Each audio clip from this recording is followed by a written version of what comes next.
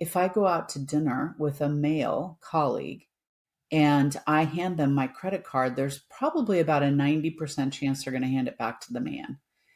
But once again, that he hasn't experienced that over and over and over. So he might think, oh, that's not a big deal. But when it's happened to you repeatedly for 30 years, it's just another thing. Sure. And so I think organizations, I heard a term when I spoke at AGC with Tom Riley, who's the president of Turner, BMEs, bias motivated events. And it's something that organizations are starting to measure, which is great because what we measure, then we start to understand it.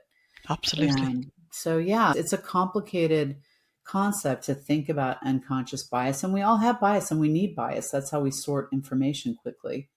But to stop and be present to, am I experiencing bias right now? How could I think a little differently about this? Yeah, no, I think just recognizing that in itself could potentially turn around how somebody is leading within their field and their organization.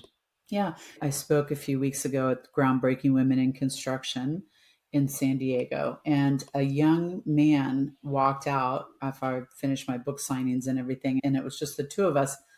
And he said, how can I demonstrate allyship?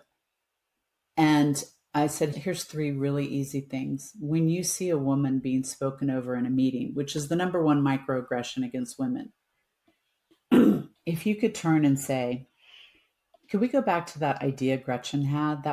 I'm really interested in that idea.